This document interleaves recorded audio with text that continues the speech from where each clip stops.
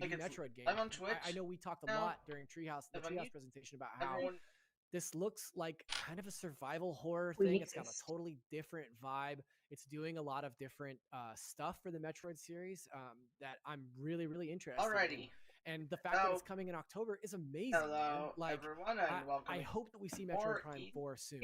But in lieu of that, this is the next As you guys thing. might I know, can't wait to play any new Metroid game. And this is really the last conference behind Samus Returns, which is a game that I thought was pretty good. After this, we're pretty much done. We've got Dark Deity, which all that really is another awesome Metroid game. Release date. Super cool if they took that game and put it on Switch. Which, by the way. Matt, how close do you think we are to the date? I think within a month minimum, at least. Casey, month minimum. minimum. This new robot, Emmy. Month maximum. Gotcha. Month maximum. Yeah. Like I'd estimate 2 weeks is probably a better guess, but I could see them. I could see them going past a month, but I think a month is like the safest guess for like a later release date. Especially because, as we know with it, as we know, like people have been getting review copies, and that doesn't just happen like a year in advance. But I will bring up that Dark Deity seems like a very large game. Oh yeah. With a lot to muck around with. So they might be giving people enough time to do 2 playthroughs for their review copies. Which is something that most review people don't do, so good on them. Yeah. Or they gave it to them just in time to get like 1 playthrough on. And it's coming way sooner. Either way, but either way, I'm excited for it. I'm gonna stream it when it comes out. That we were talking about earlier is some of the, and Zach just touched on. Yeah, I mean, some of the creature straight up, I'm streaming it when it comes out.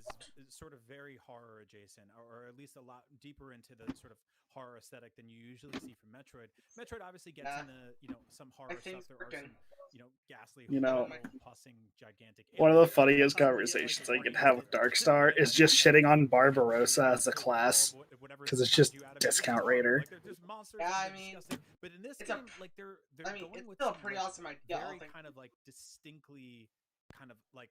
Well, like it's cool, but like Raider is a class line that I made for like some solo projects and forums and shit. Yeah, this is already more than I expected. I will say that honestly, like, I kind of want. That's an Archer Wyvern Rider, and it's just like Barbarossa. It was way cooler. No, I want I can't see them doing. I want natural tier 3 back. You know how we have like in Radiant Dawn, it goes natural.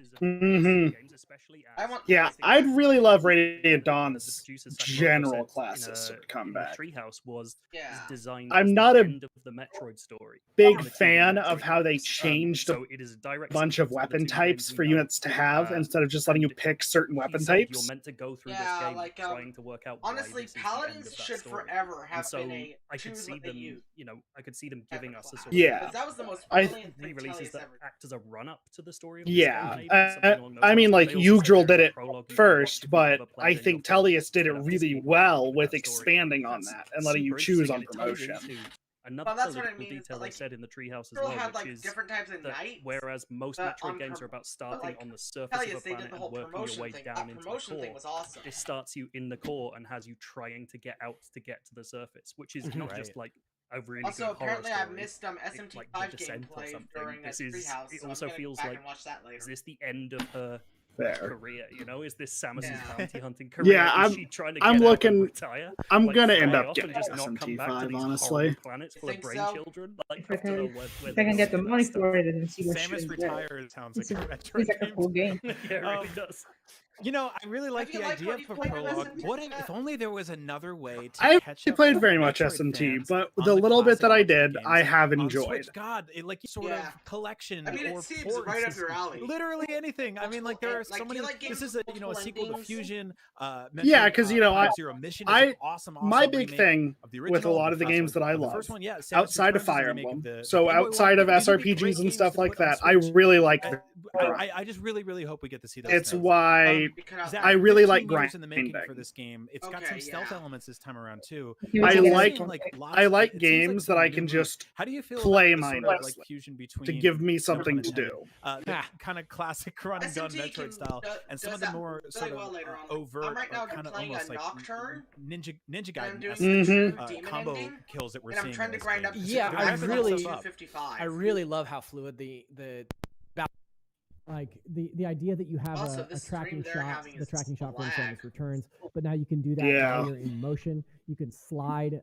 There's I forget what the Nocturne. I would honestly suggest getting Nocturne HD. Returns. There's a lot of cool things. Honestly, like watching it, it looks like the kind of game to me that you're going to want to watch. One of the things I love with RPGs in general is the ability to grind. Because, like, when folks are really but not the necessity to, I bet this game looks fantastic. Yeah, not the necessity.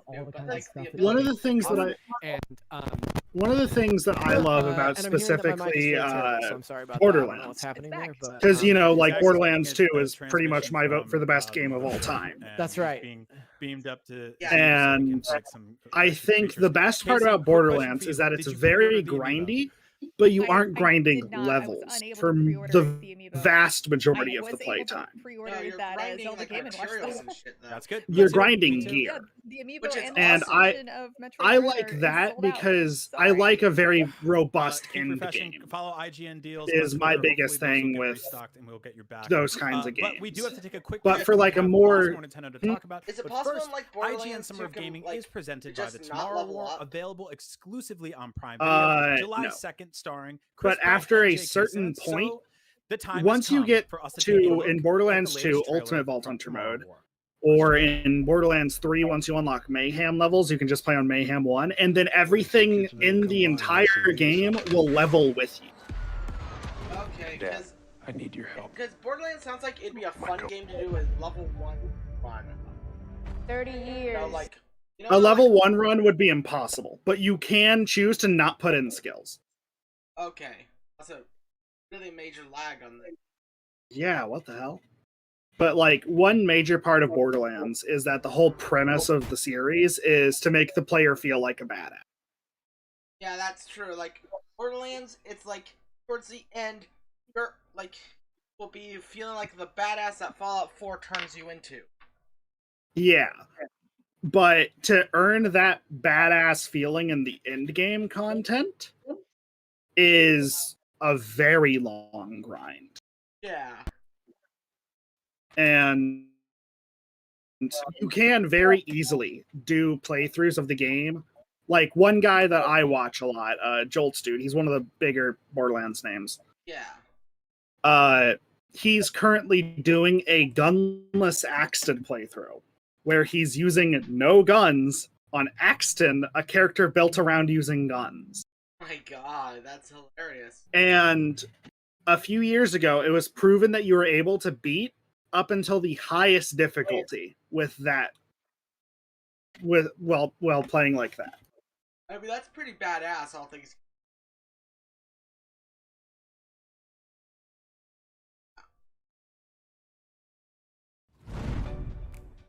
Yeah, like honestly, the SMT game. If you're not following IGN on social media, what are you waiting for? The only thing I think you might dislike is constantly updating our feeds to bring you the latest news, gameplay. What game was that in? Custom original content. Okay. The best user-generated videos and art. Okay, damage scales based off your strength and your level. And a whole lot more. Be part of the conversation throughout the year. Follow IGN on Instagram, Twitter, Facebook, TikTok, and Snapchat. You need a very specific skill set and to be a highly specific level. Because, like, you need the skill Pierce at the very least.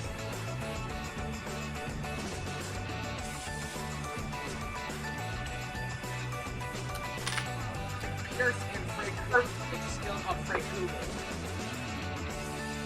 Fair enough. Yeah.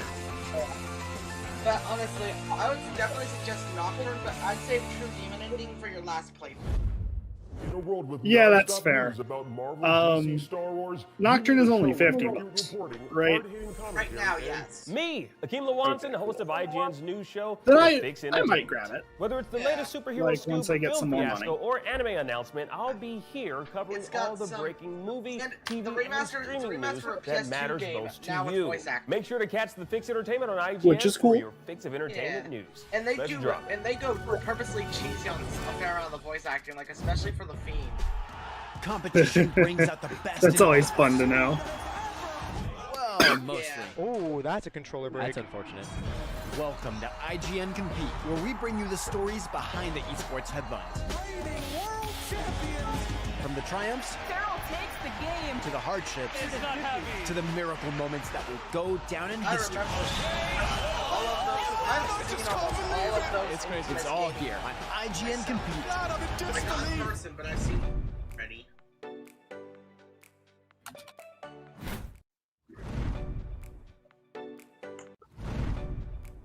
And they're just a Not only is IGN the world's biggest media brand for games and entertainment, was, like, but we stuck also in have a time team of some of the world's fucking- biggest fans of your favorite franchises. From breaking news and exclusives, never-before-seen looks at movies and games, to reviews, Let's Plays, and live streams, IGN brings you all the coverage you need, no matter where you are. IGN also Whether you're on gives IGN.com, Omega Ruby and the Alpha IGN Sapphire app, 7.8 YouTube, because there's too Facebook, much or water. Snapchat, we've Yeah. always got you Oh my covered. god. IGN. I'll never the let voice that for all go games because, and like, it's not entertainment even a fans big worldwide. deal because it's still a Everybody great loves watching score. a It's speed just run of their funny. favorite game. I mean, But one what of if you got a my, chance to peek into the mind of the the developers one behind those review I'll games never as they get over watch their is the hard Echo's work get review. completely destroyed right in front of them? I forget what that was. That's I exactly wonder why what they happens gave on it a every 7. episode of Devs React to Speedruns. We invite you to Because ride you along with the couldn't developers vary as they however you watch, wanted to. react, and enjoy some of the craziest gameplay by the most Well done. skilled speedrunners on the planet. Yeah. Tune in every Saturday It was for a like- brand new I wanted to episode. do the natural conclusion of Celica and Saber. Competition brings out the best in all of us. Yeah. Now, I do think that there could have been some, Welcome like, to IGN Compete, where we bring like you the one or stories two behind the characters that esports could have headlines. had two endings, From the triumphs to the but hardships. there's to the not really miracle much moments that room will for go mucking down in about history. Echoes with the cast. Because, like, 80% of the cast is male. IGN Compete. So, In a world with non-stop Yeah, most of news the cast about is Marvel, male, DC, and Star Wars, also you need a a lot of show the with characters accurate had reporting, already established hard-hitting commentary, relationships. Me, Akeem In Lawanson, host of the IGN's 92 news game. show, The Fix Entertainment. Whether it's the latest superhero scoop, film fiasco, or anime announcement, I'll be here covering all the breaking movie, TV, and streaming news that matters most to you. Yeah, Make we're sure to catch about, The Fix Entertainment on IGN for your we're fix about of 7 entertainment minutes news. from the show. Let's drop it.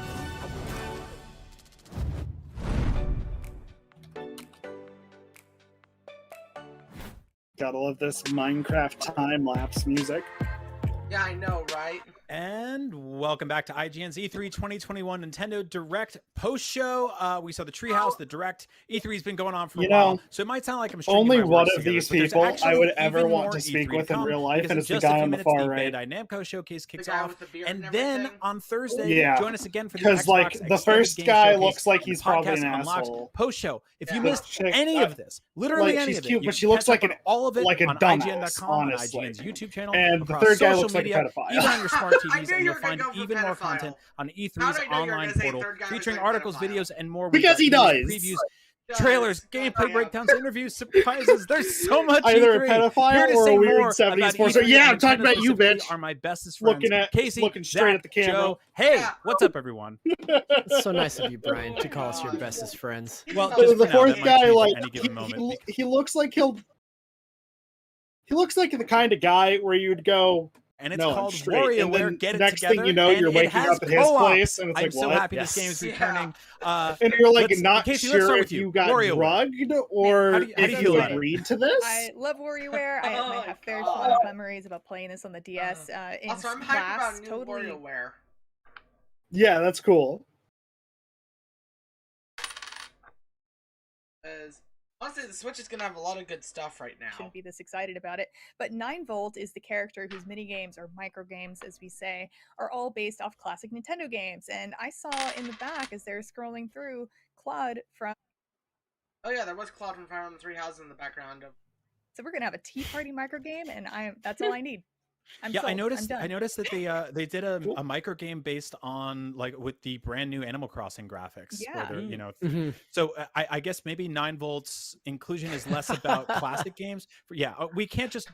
Okay, there's a mini game where you can tweeze chest hair off of a man statue, which is just amazing. I just love how goofy Wario is. Yeah, Joe, this is out September 10th. I feel like that's a good time for this game, right? Like it's not competing against a ton of stuff. It's also $50. Are you Waluigi's Porn Simulator? 100%. No. Like, so I played a lot of the one on Stroke Waluigi's Waluigi. To the point where I left it out in the sun, the battery started leaking acid, and I would continue to play that game.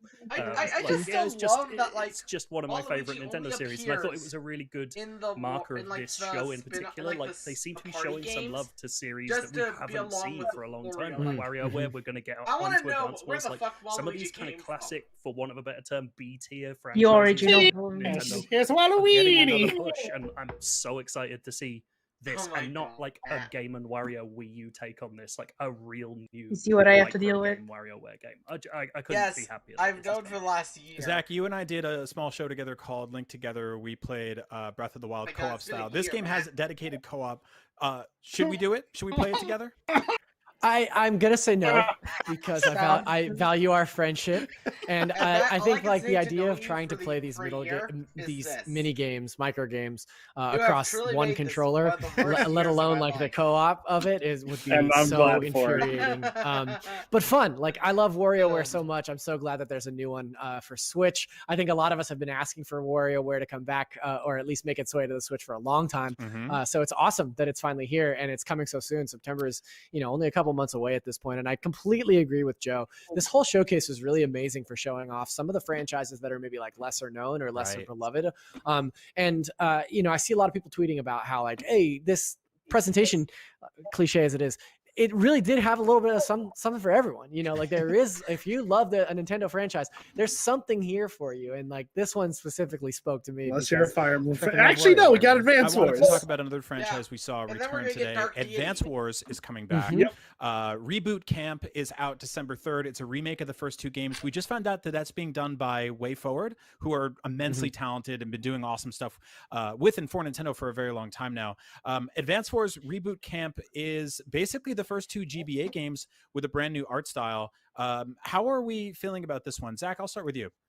So freaking pumped. I love Advance Wars. Advance Wars, if longtime NVC listeners and fans will know that Advance Wars and Advance Wars and F-Zero are the 2 franchises that Pear and I are constantly going back and forth about. Like, where's Advance Wars? Where's F-Zero? Has Nintendo completely forgotten about these? So it's so awesome to see these, even just remakes, reimaginings of the original ones, because it at least gives us an idea that like Nintendo still has these around. Like they still are thinking about these franchises.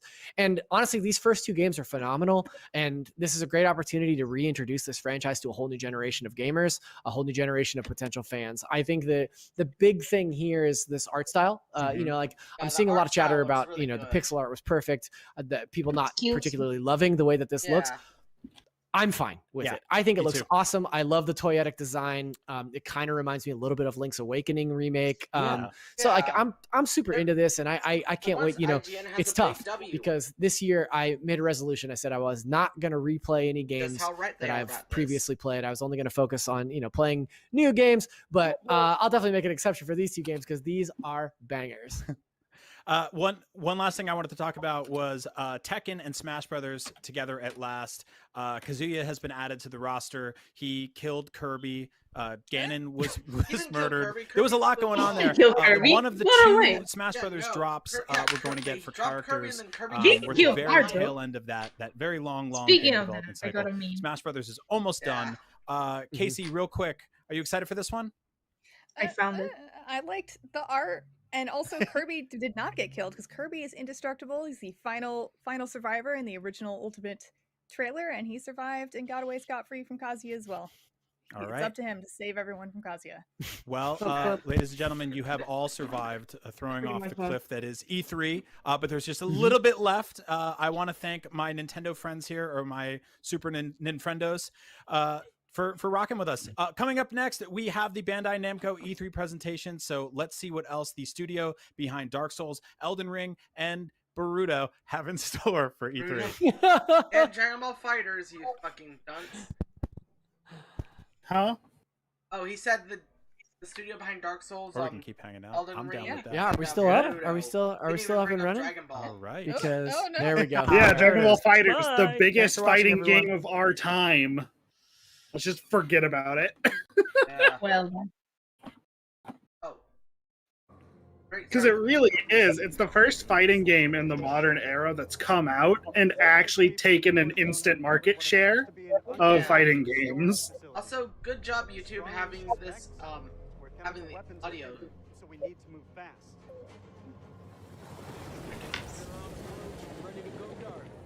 To descend into the unknown alone is extremely IGN stream has brave. been really laggy. Or extremely foolish. We're gonna sigh out for this shit. Brothers in arms, or will it be a case of each man for himself? What is this game? no fucking clue. You teeter on the edge of an abyss. Okay, yeah, military shooter 2.0. Your survival depends on the choices you make. They will be as a compass, Well then. guiding you through the unknown. Where on God's green earth have we landed? What nightmare have these luckless souls fallen into? You keep lookout. Don't know, Mr. British man. One by one, their lights will be snuffed out. Unless you can find the means to save them. Trapped beneath the earth, swallowed Okay, I'm actually interested by in the this. void. I like our. Will you find the Sounds like an path to idea that I could salvation? down for. Or be lost in the darkness? Forever. Darkness. House of Ashes, okay, yeah.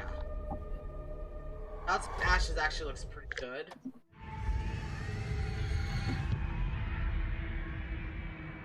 Okay, interview? Right? We're here at Supermassive to talk about the next game in the Dark Pictures anthology, House of Ashes. And I'm joined by exec producer Dan. How you doing? Hello. Thank you for joining us. Right, Really cool. so let's start at the very start. We're going to be talking about House of Ashes for most of the interview, but for those that don't know, tell us about the Dark Pictures anthology. The Dark Pictures is a series of narrative, story-driven, branching horror stories. Each one is standalone. They each tell a different story, completely separate from the others, but within the same universe. So there is a connection between them all. House of Ashes is set at the end of the Iraq War in 2003, with links 4,000 years ago that set the story up.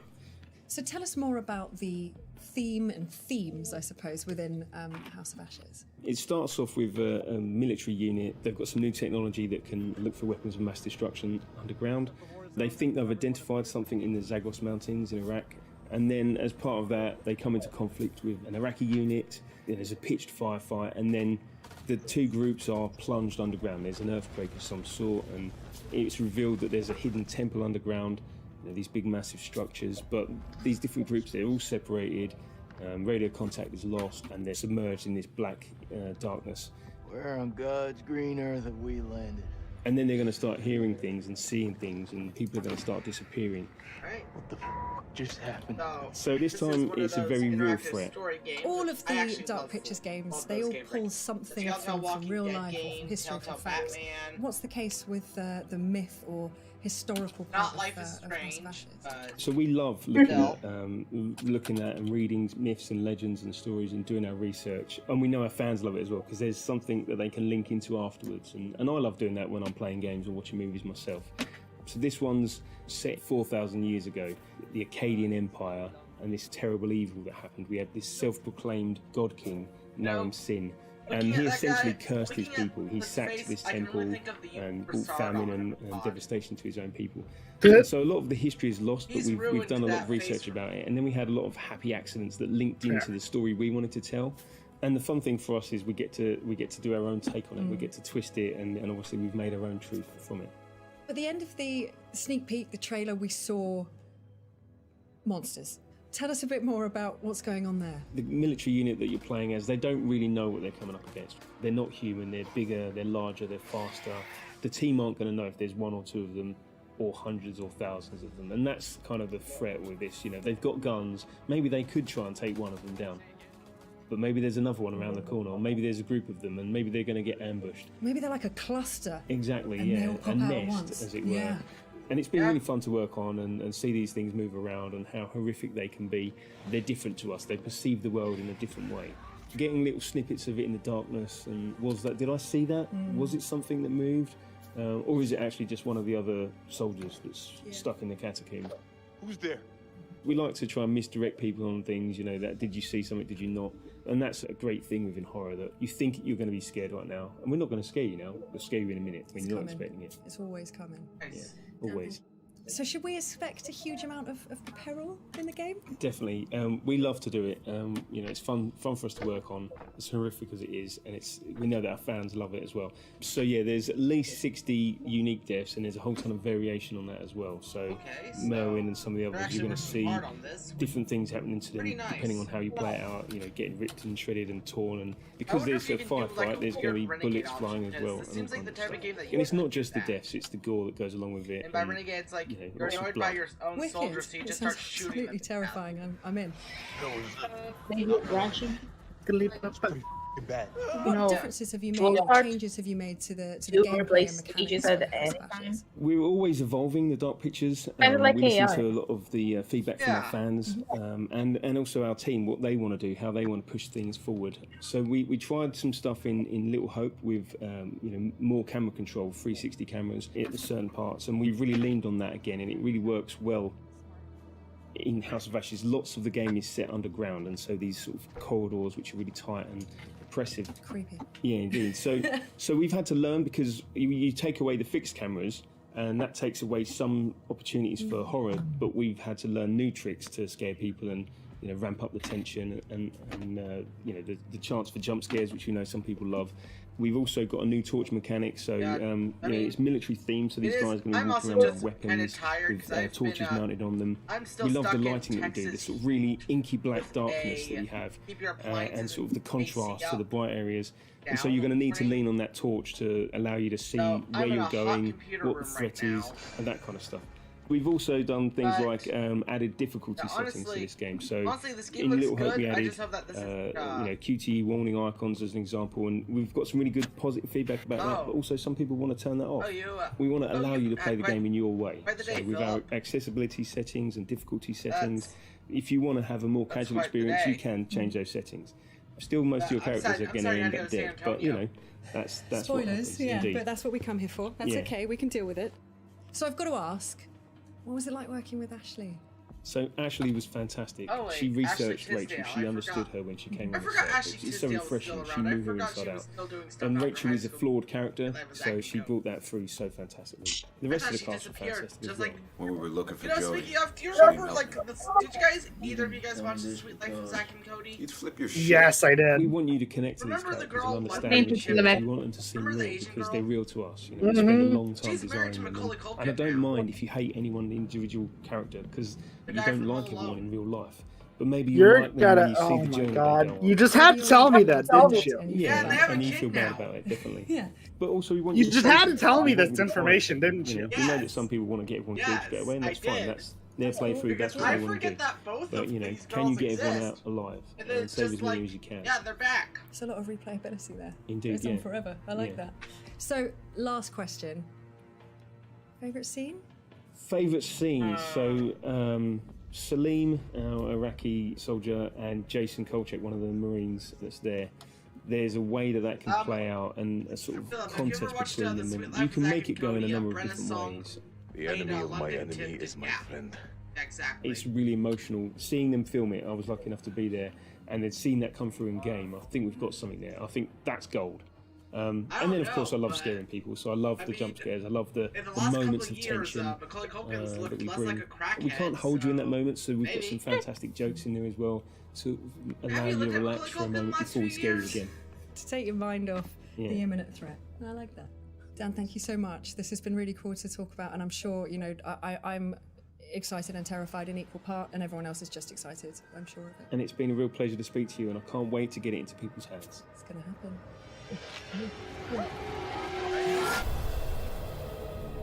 I forgot this is coming out October 22nd. So October and November are going to be stacked. Just straight up stacked with games. So that's going to be good. Are you ready to not eat for 2 months, Rieck? Before we dive in... Ready. Wait, what the fuck was that? Before we dive in the House of Ashes, see how scared you got. Of course, we want to thank Razer for being one of the E3 2021 sponsors. Of course, giving us these tired old blades nobody cares about. But this Blade 14 RTX 3080 built right in. Of course, the Razer. I'm taking that. Thank you so much. No, I'm taking that. Okay, we'll fight. Okay, well, we've done it before. You know what? I'll take the hand-me-down. I'll be a little. What the fuck? Okay.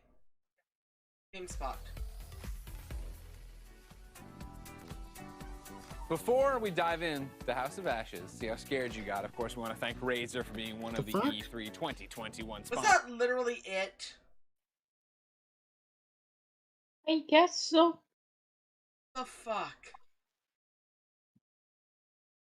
I mean, yeah, I'm not gonna complain. Time for Bandai scam code to get trending on Twitter again. Yeah, I mean, I think fucking what's it? I think even Capcom had more. Capcom had more, and they didn't have jack shit. Like, okay, they still beat Square Enix, but how do you? What the fuck, guys? The absolute fuck.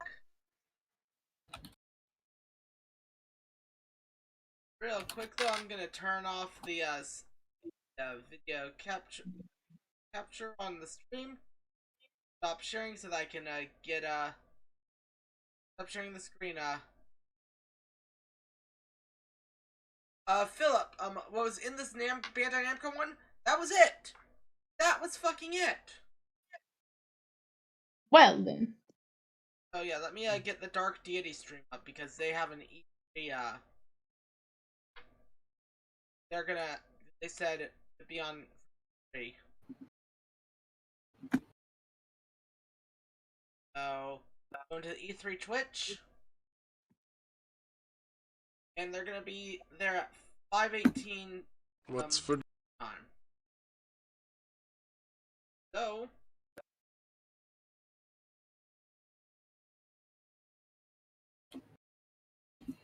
this was just why?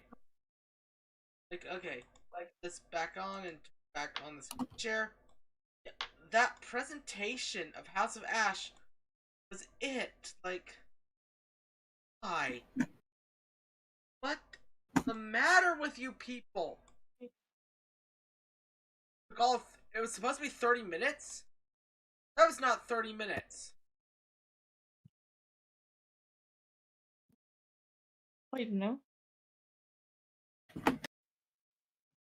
I'm gonna look up Bandai Namco E3 2021 because there's no way. Okay, every stream is this right now, so yeah, that was it. That didn't even take 30 minutes. That wasn't even 30 minutes. That was 10 minutes. Unless every stream just decided to fucking like decided to like crash or something happened with Bandai Namco, but goddamn. Goddamn, okay. Yeah, so the game you walked in on took all of 30 minutes. But yeah, no, it wasn't even 30 minutes. It took 10 minutes at max. They might be having some technical issues. Yeah, if they are, that's unfortunate. Because, yeah, right now they're just doing Giant Bomb interviews. Yeah, it took 15 minutes of a 30-minute presentation Yeah, as the chat, like, one person in their chat saying that Bandai Namco just took the biggest L. But, yeah. Like, that seems like something went wrong last minute. Like, that doesn't feel like, oh, this is all they had to... That feels like something went fucky last minute. Oh, yeah. I mean, maybe, yeah, Philip, maybe their equipment failed. That's a maybe, but still. I wouldn't be surprised if, like, it came out later that, like, some video files got corrupted or something. Yeah, if that's the case and they just decided to show the stuff afterwards, I get it, but goddamn. So yeah, I sat there waiting with another potential thing is that they may have been invited to E3 last minute. That might be the case. But yeah, no, I did Philip, I always do a 20-minute pre-show because, like, they said it was going to be, like, because they said it was going to be a bit of time. Like, let me look at the schedule real quick, because I have Capay's, like, chat saved as my... 1 second.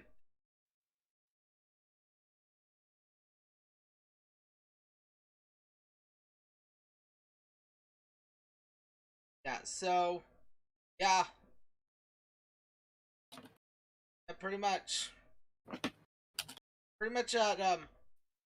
but it feels like it's meant to be more, because their next thing for Eureka Studios is at 5:30. Like, yeah, so oh no wait, yeah, it's at 5:30. So yeah, that was just some like brewery, you know? They're probably gonna show off some more Elden Ring, because that's their big thing. They've got Elden Ring with George R.R. Martin. That's coming January something. My brain still is processing that we're not in 20. Then you'll finally get it in December. Yeah. Yeah. You're not fucking wrong. I mean, I'll just say this: March of 2020 was the longest 8 months I've ever experienced. God damn. I just yeah, so yeah, so we have the E3 stream going on for Bandai Namco. That's over, and then at 5:18, from what they said, the Dark Deity people have said, we are going to be they have I'm in their Discord. Yeah, they said tune in to the E3 stream today at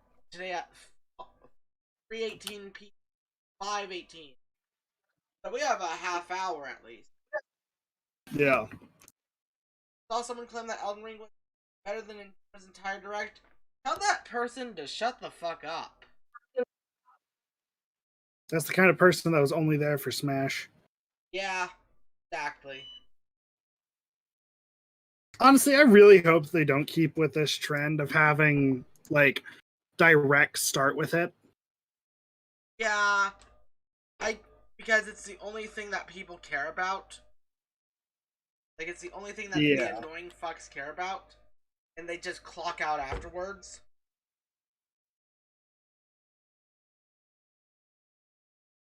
Yeah, it's like, god damn it. God damn it, there's so much more potential stuff that people can get into if you don't front load it with Smash. Because you gotta remember, the Smash people attention span is as long as you make them wait for Smash Bros. Stuff. It's like, we already have on the 28th, we're gonna have the Kazuya stream, which is gonna be pretty nice. I don't really care for it, so I'm not gonna watch it. But you know what? We have that, which is pretty nice. It's difficult to separate E3 as a professional working in the industry and as a fan. I've been in this industry for so long. I feel like we're gonna see more from Bandai Namco after it's all said and done. Just a lot of late nights, being overworked. Yeah, because looking at that situation, it feels like something went wrong instead of like that's just all they had to show. The chance to feel like just a regular old fan of video games. I still get hyped about stuff that gets revealed. Honestly, I'm just gonna say this as my review of E3. This should not have happened this year. I can sort of forget that there's all this work that I need to do. Honestly, yeah. The biggest thing was the Nintendo Direct, but Nintendo would have released that Direct without E3. Yeah, the reason I say that is because it feels like they had this just because they felt like they needed to, not because they were ready to have it. Which I can understand. They probably don't want, like, either E3, I think Summer Game Fest was probably confirmed first to happen. Yeah. And E3 needed to happen this year if it wanted to keep relevance going forward. Yeah. One space together and be able to connect. Exactly. I think E3 is the center of gravity too, right? I mean, Elden Ring is pretty awesome. Is pretty cool, Philip. But yeah, everyone kind of goes it alone, and there's definitely some pros to that, but I think from a coverage perspective, still, you guys probably all share the same. Everything. Having as much time as possible. E3 just felt do an interview, like it was an off year. This has felt like we don't know how to return to normal. We've not been normal for last year. Neatly collected under one roof for 3 or 4 days. What the fuck do we do? The intensity and kind of spectacle that comes as a result of that, I think, can be genuinely fun. But I feel like now that we're getting now next year, I feel straight up, looks like E3 will continue to we're gonna have a lot more. Next year, I think, is going to feel much more like a return to form. Yes, that's what I mean. Like, we're gonna have probably shows where people are actually ready to show shit. Well, this year is a digital. Yeah, because again, I think this E3 actually got confirmed to companies very late in their cycle. Oh yeah. Exactly. So I'm sure a bunch of these companies, even if they haven't announced stuff yet, already have scheduled announcements made. Yeah. I think it's important to remember. I think Square Enix is gonna do another Square Enix Presents, or the PlayStation State of Play that's supposed to happen this month will happen with the big Square stuff. We're probably gonna see Final Fantasy again. Strangers in Paradise, Final Fantasy Origin, and Final Fantasy 16 there. And we'll probably get a release date for Final Fantasy 16 there. Catching up, but otherwise, other than that, it's are the center of culture for young people. Yeah, Nintendo was the one that came most prepared because they're always prepared because they've been doing these as directs since 2015. Nintendo is also, probably the largest IP owner in the world of gaming at this point. Yeah, pretty much. So it's Nintendo could show up and they just go, all right, here's 15 indie games. Yeah. Here's 15 third-party.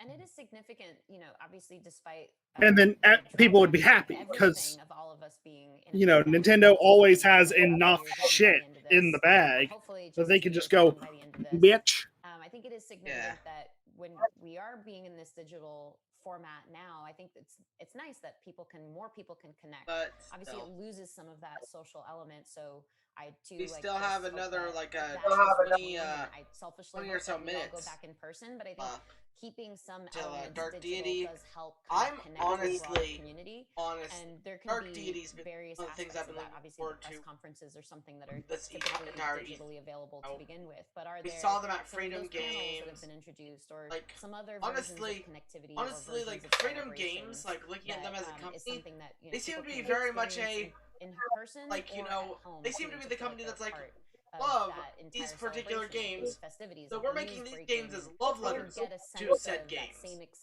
Yeah. That Pokemon knockoff. They're not able to attend. That's fucking coming to the Switch. The live aspect becomes that one. in the future in which it's. I just really hope that they have a bunch of interesting twists on the gameplay. Because how it is right now, it looks inexcusable. Like, I couldn't support that game by buying it. Yeah, no. Just this first look. That game looked like it was just a straight up Pokemon ripoff. I mean, Dark Deity at least doing enough unique things to change it up. Yeah, like Dark Deity is using the basic SRPG combat system, I guess, and that's about it. And using some mechanics that were in Fire Emblem, like there's a support system. It looks like. Yeah, but like, you know, it's changing core aspects of the gameplay. Yeah, exactly. Which is cool. And then there's like honestly, I'm just excited. I just hope that like they keep like with how it's supposed to be a love letter to Fire Emblem, they keep the numbers down to earth because I hate all the love letters to Fire Emblem I see, quote unquote. They're like love letter to Fire Emblem. The main character starts with like 180 HP. Yeah, I think a traveling E3 show. I think Fire Emblem, at its best, Some people hate you for that one. the highest you could get is like 80 HP and 50 in one stat, which is what I do for the tabletop. But yeah, exactly. I think that's sort of the upper limit of stats, while still making it feel like Fire Emblem. Yeah, that's why Three Houses stat-wise doesn't really feel like Fire Emblem all the time. Three Houses is an RPG. Yeah, very Fire Emblem. It still feels a lot more like Fire Emblem than something like Berwick, but exactly. But it's definitely leaning more into the RPG aspects with its class system and its leveling. So I've got a picture. Which I don't like. It's different, but it's not bad at all. And that means that, you know, they're worth more money. I mean, just to be like very blunt. And that goes for voice actors. That goes for hey Rieck, come get your fucking heat. Holy shit. In all conferences, it makes a lot of sense where is it hot outside for you guys too? It's 94 degrees.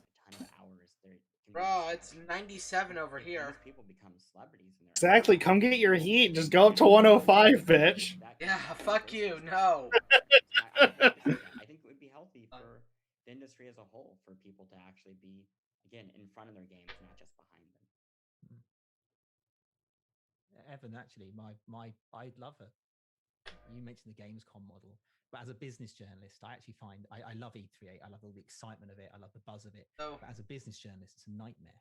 You know, it's like it's busy and noisy, and I want to talk about sales figures, right? And it's 94 degrees. There's almost two. Yeah, I mean, there's the fan. Bill Richardson. He expects this heat. Noise and stuff, and then there's the he's Oklahoma. Actually, you should expect the heat too. You're from Oklahoma. What the fuck? Oh no, I'm just saying take it back. Give me 2 more weeks. So I think I would like. No, fuck you. You get your heat now. Fuck you. Take it back. No, make me. I don't know how you. I'll call the IRS. We will audit your heat.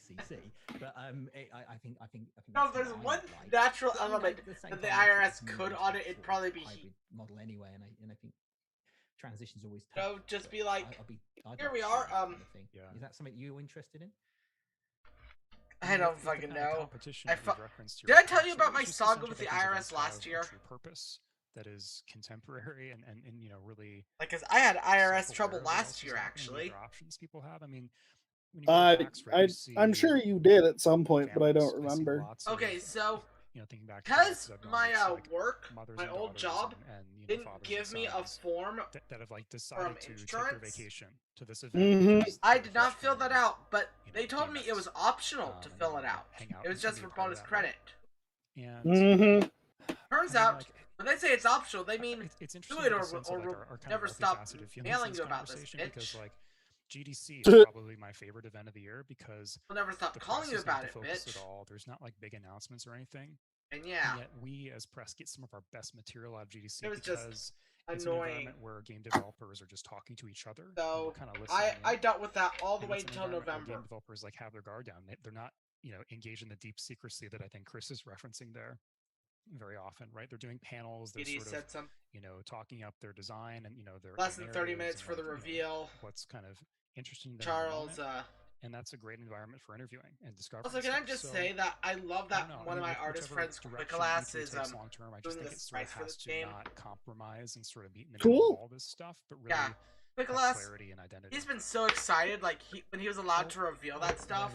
Although everyone and their mother could already tell if a sort of fun style. last question. So, what is a memorable E3 interview that you can share with us? Yeah, it's all So, Rieck, do you want me to reveal to you the secrets of how to make cool blue Gatorade? How? You stuff a Vaporeon in a blender.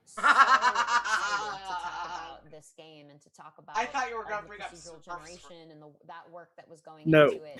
Alongside that interview, he had one of his programmers like showing me behind the scenes how that procedural generation worked. I thought it was such an interesting way of doing an interview where I was actually seeing behind the scenes elements of what was actually going into the game while he was speaking to them in what was a really eloquent way. So it's only a little sad in retrospect because obviously there are a lot of moments where developers kind of maybe regret, like, did I say too much? Did I accidentally promise something that I wasn't intending on promising?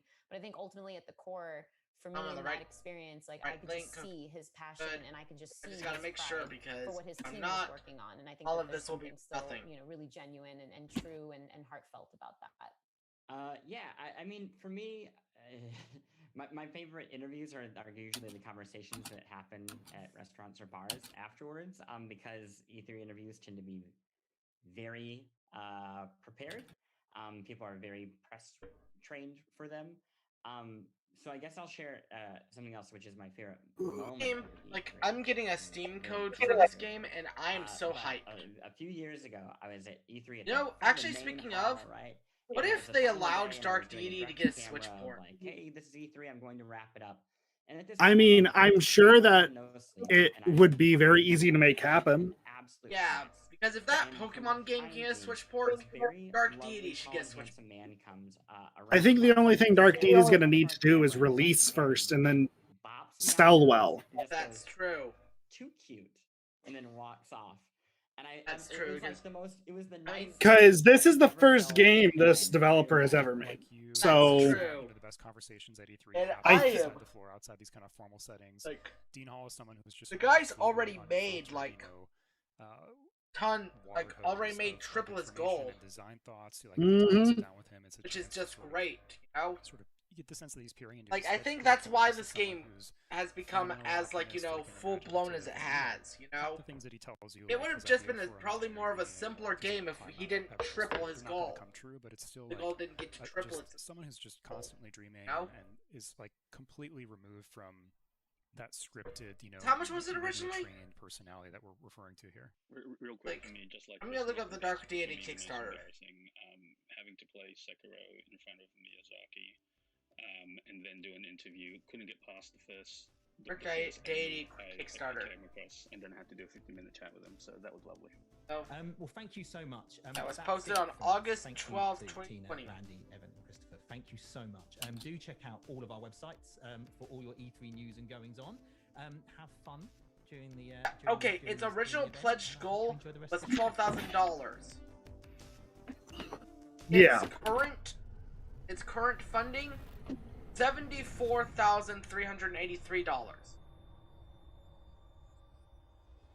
IGN Summer of Gaming has officially partnered with which, if that's not, IGN Summer of Gaming is now all summer long. From major press conferences and announcements it's at E3 all just looking so awesome. Expo with exclusive gameplay and reveals. Also, I love their wound system so much, like looking through stuff.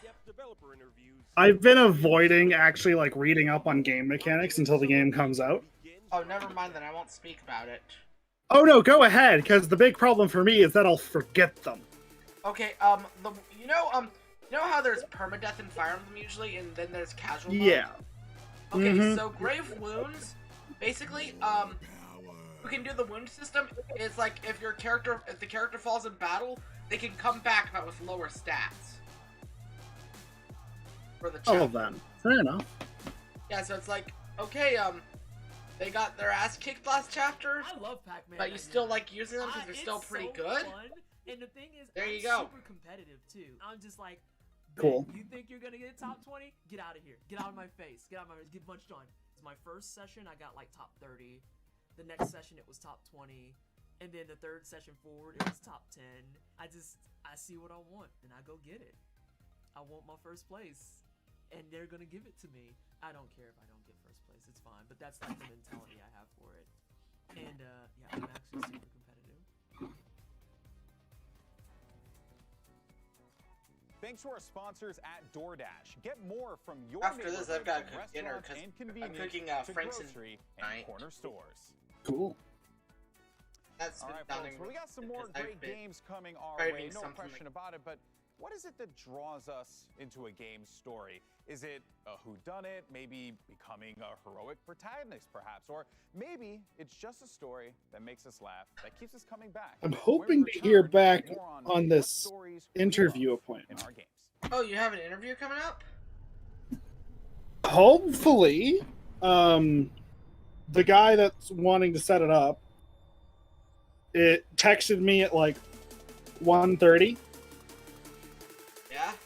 Then asked when tomorrow or Thursday would be good between 10 a.m. and 4 p.m.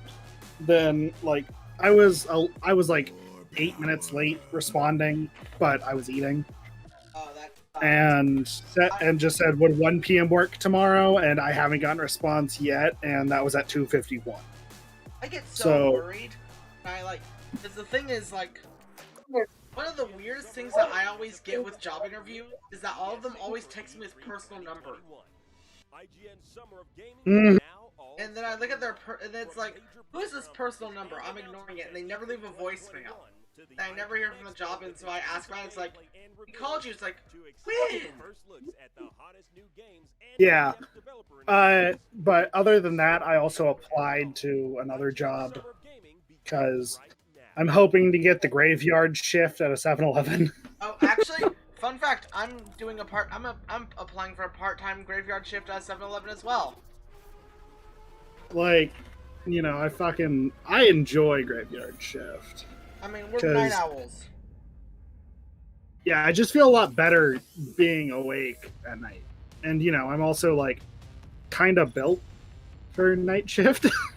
Yeah, like, because, like, you know, I'm a fucking... full-time or a part-time? It would be full-time. Okay, because the one I'm looking into is part-time, but it also pays more than the full-time they're hiring. Yeah. Because I know that, like, 7-Eleven gives really good benefits to full-time employees. Yeah. And, plus, I'd rather just get 8 hours worth of pay than 4 hours. I mean, for me, like, yeah, with this, I'm only doing this part-time because I'm gonna have a full-time job when this starts. Those that fair. Because I'm gonna be a paraprofessional. Oh, do you already have that lined up? I have that lined up, yes. Cool. Oh god, Chimney Swift 11? That's a name I haven't heard in years. Who the hell is that? Such a sucker for narrative. I don't know what he does now, but he used to be a Minecraft YouTuber. Character development. His name again? Chimney Swift 11. Chimney Swift 11, okay. Looking up now. The option to have choices, to really feel like your choices matter. Like, I watched him years ago. I don't mean like, 3 years ago. I mean like 7 or 8. Okay, he still does Minecraft, but he does Among Us and Sea of Thieves now too. Okay, that's interesting. I'm just like, he's still alive? What? Yeah. I like stories that are willing to explore more difficult topics, but not treat. He's right now doing Minecraft and Sea of Thieves. He does very clickbaity videos. And I can just appreciate. Yeah, but I was just curious because I was like, what? So much going on that it This guy's still around? They don't care. Set yep, in apparently. have storylines that are incredibly depressing. That's just weird to know now. But then they inject these bits and pieces of humor. Fallout does that really well. For me, the stories I appreciate the most in games are always women kicking ass. I understand how people can have like arcade cabinets as decorations. I know, right? If it's just a decoration, you piss me off because I'd play the shit out of that. Like, I just mean that, like, as a backdrop kind of stuff. Yeah. Because, like, I don't mind if they're just sitting there to look good, and you don't play them very often. But Alex, I'm starting with you. Yeah. it's just always weird to me. It's probably just a personal thing, but it's just weird to me to see them in, like, a background or something. The Halo 1 story, it was actually one of the first... Because it's like, it's making the statement that you spend absurd amounts of money on games you probably never play. And then from there, it just became a fascination. Also, Matt, how excited are you for Breath of the Wild 2 after today? Very. Sorry, just one of my friends is like chatting about it in one of my group chats. I'm one of those weird people that was really hoping Breath 2 wouldn't be an E3. And I'm glad that it basically wasn't. Why do you say that? Because you thought it would have dominated everything, or because you think... Because Breath 2 is such a massive game that it could deserve its own entire Direct and Treehouse. Yeah. Alone, with nothing else surrounding it. And it's a big enough game where they don't need E3 to hype it up. Oh yeah, exactly. Like, it'll sell just good enough anyway. Like, here's the thing, if they announce the Switch... Imagine if they announced the Switch Slim like they announced, like people thought they were going to. Well, let me also raise you this point with Breath 2. Do you think it would have been any less hype if they 1 week prior, or like 3 months after E3, announced a week before it happens a Zelda Direct with no context? You know what? And then revealed Breath 2 with just its entire Zelda Direct. Yeah, honestly, actually, Breath of the Wild 2 would have a whole direct to itself. And then there were times where they had me weep. That's just my entire argument is like, I'm glad that they did it how they did it here with just a quick teaser trailer. Yeah. I mean, I'm still hoping that like later on we have a direct with like the new Fire Emblem shit. You know? I feel like we're gonna get those kinds of directs. Because E3, like yeah, Nintendo has their direct already, but I think we're gonna see more frequent directs this year. I was expecting them to announce 2 directs at E3. And then one of those directs would have Breath 2 news, and one of them would have a Fire Emblem. Because I definitely expect a Fire Emblem game this year. Like to come out and to be announced. Okay, unless it's a remake, then it'll come out this year. If it's a remake or a spin-off, then it'll come out this year. But I expect an announcement, at least. Yeah. Because, you know, everyone will go, oh, don't get your hopes up to be disappointed. No, I'll be fucking confused if they don't have one announced this year. Yeah, exactly. Because it would be a very confusing business decision. Right, exactly. I started with Super Mario on the NES. Because just in general, I broke though because I thought it was a piggy bank. they really need to announce a game this year. Otherwise, they're going to lose some of their crowd. Because Three Houses is a game where it'll last 2 years pretty easily. I think that with an announcement this year, they could make it last 4 years. Yeah, exactly. Like Fire Emblem games, like the Fire Emblem series is big enough that you kind of can get away with constant releases. Three Houses in particular is a game big enough to last 4 years as long as we know that there's another game coming. And also, or heck, even then, like, what if they announced like a DLC thing? Yo, what Bandai Namco write-up, okay? What Bandai Namco write-up? Unless there was a stream I missed somehow, tell me what Bandai Namco write-up. We got a Nintendo 64, we started getting into GoldenEye and stuff like that. Because all there was that one presentation. With your cousins, I did. I got so good. Sorry, Pepe's in the chat now. I don't know why. And yeah, but damn. But yeah, Fire Emblem Three Houses. I mean, I still play like Awakening all these years later. I mean, I do too. And I've been playing. Like, the thing about Fire Emblem games is they're games that will last decades. The only issue is that they can't have the most recent game be the most recent game for longer than a few years. Oh yeah, true that. And Three Houses is a special case. I wouldn't have said that Echoes had enough content to last 3 years, much less 4. And it didn't. And yeah. And I think that Three Houses could... It would be waning, but it could last 3 years without another announcement. But if they want it to last for anything, then they need to announce a game this year. Right. Right, like, announce a spin-off even. You could announce, like, you know, hell, FE Warriors 2 make it an Age of Calamity thing to Three Houses. Warriors 2 Gaiden re-release on the Switch. That would cover them for 3 years. Yes. Like, have a Gaiden with fast forward. Also, make it a fast forward that doesn't fuck up the sound. That's my biggest issue with FE1, is that the fast forward fucks up the music. Yeah. But, like, any of those could work perfectly. Or, hell, if they really wanted to go balls deep on it, do a collection. If they wanted to just make a shitload of money, you know what you should release do? the FE SNES collection. More than that, you know what they should do? An FE 1 through 8 collection.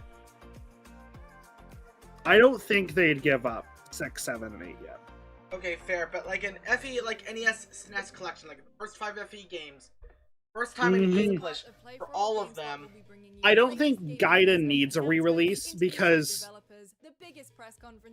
I can't think of anyone outside of Contrarians that would actually say Echoes isn't a straight up upgrade.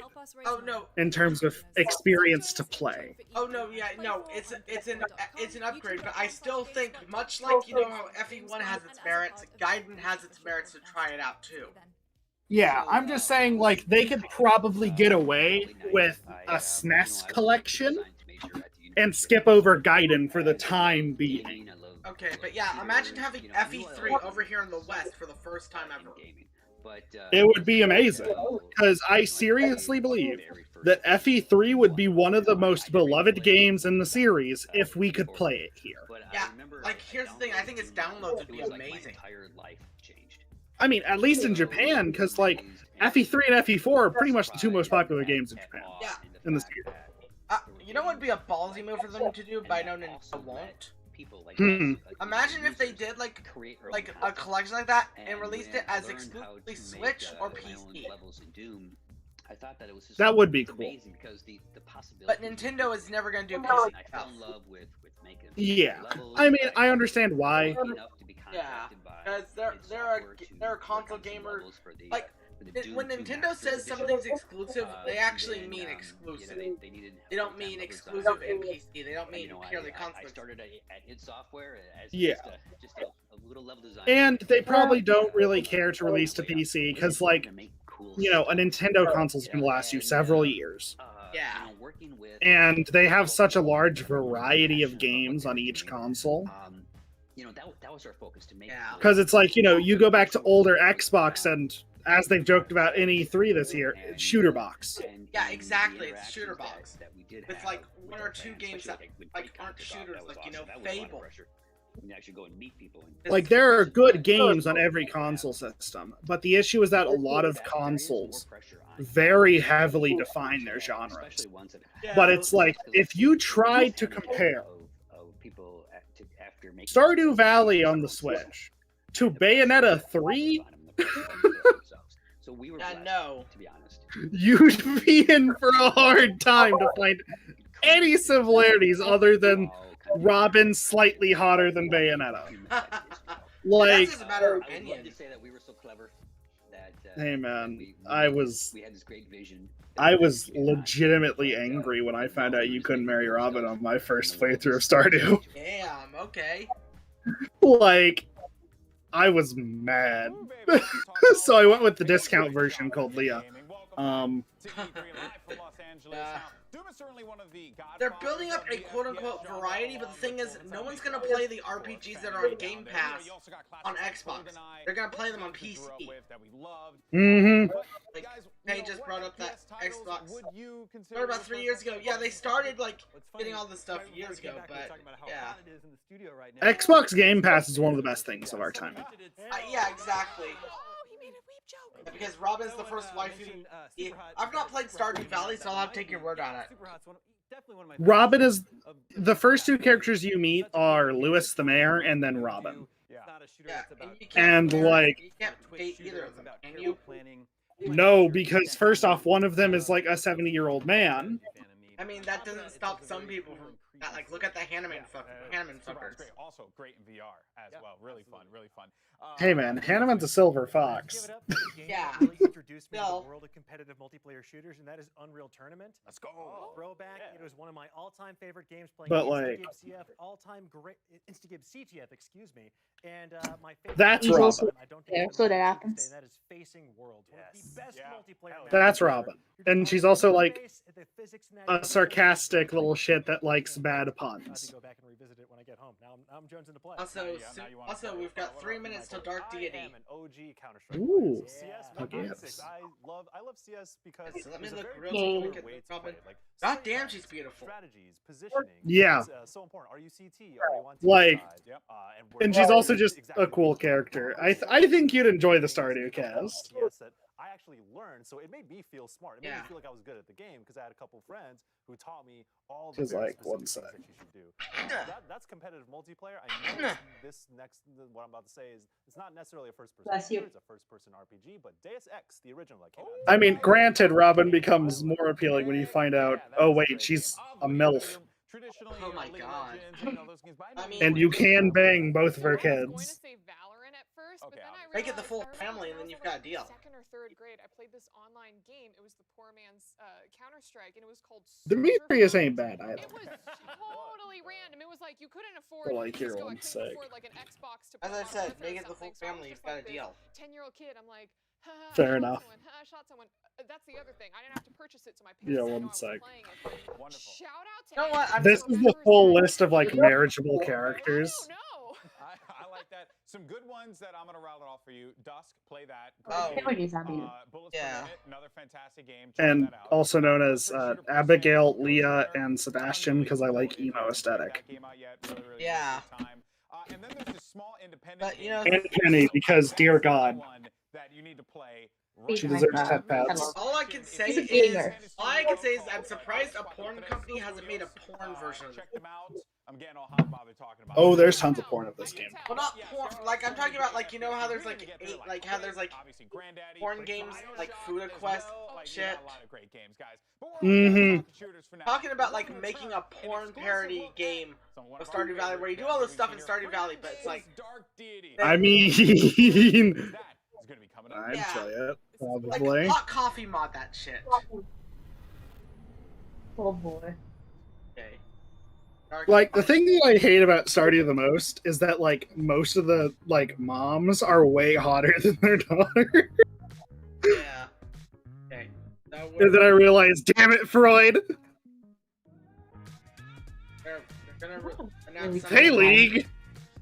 Log full of the game. Oh, God.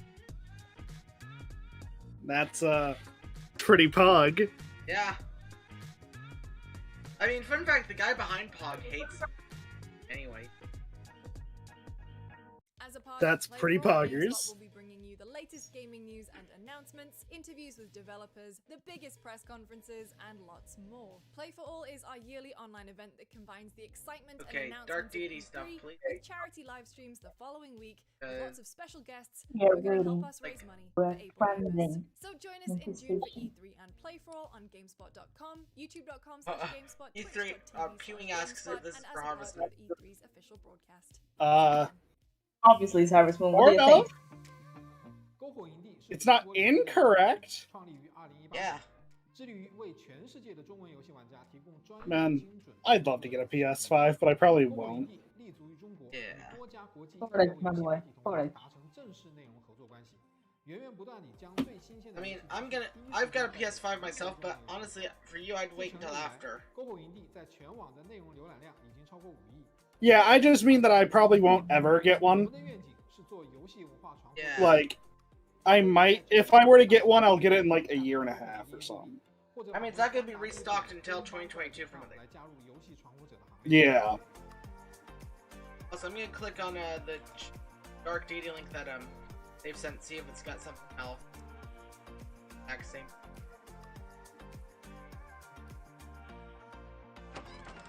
Oh no, I thought I just It's the exact same shit. I just had to double check. Because the phone, I was watching it on my phone and it looked like Witness, Earth, Ew. Okay, Dark Deity stuff, please. Oh, it's going live, but I can ignore that right now.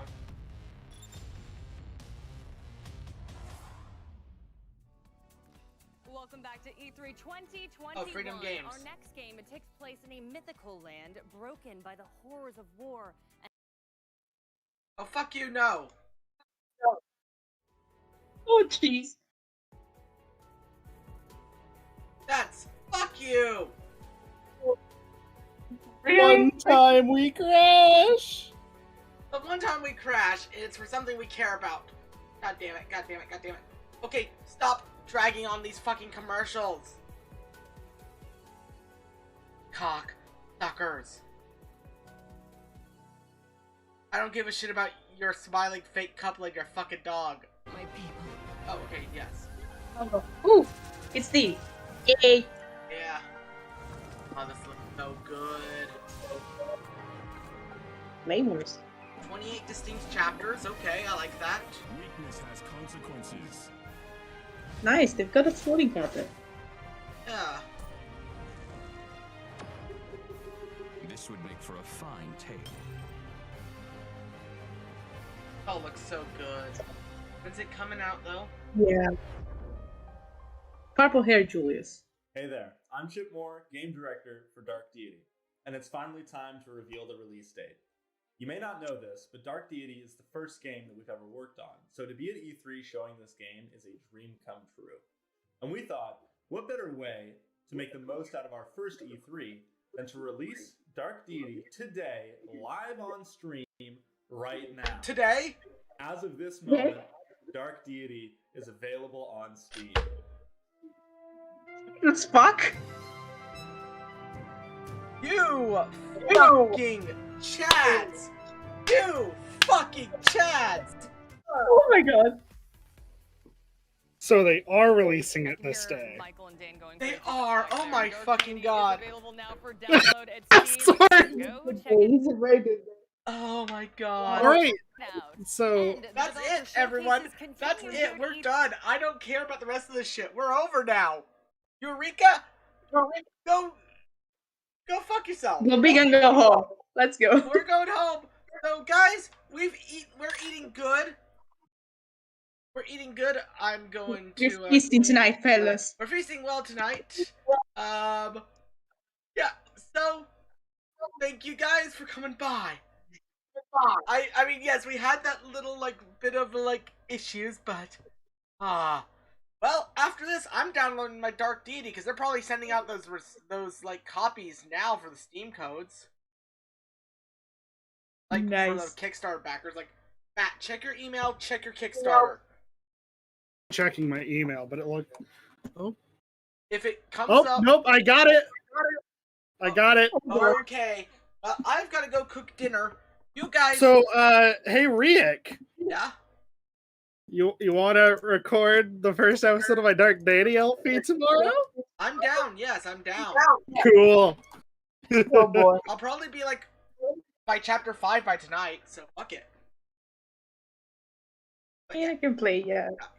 Either way, guys, thank you for coming by. Alright, now I gotta figure out how to input this key. Oh, very easy. That's a very easy thing to do. But yeah, anyway. I'm sure there's instructions on the thing. Mm-hmm. Yeah. But anyway, for my audience, thank you for sticking with me all 4 days. Through my anger, through my rage. And through the Elysium here at the end. Yes. This final day has been well worth it. So, I've got to go cook dinner. I'll see you guys after. I'll see you guys on Friday when we start a Dark Deity stream. Because, as I said, when this game's coming out, I'm streaming it. Well, it just came out. Well, I'm gonna stream it the weekend I can. So, because I gotta keep a consistent schedule. How much does it cost? It's $20. 20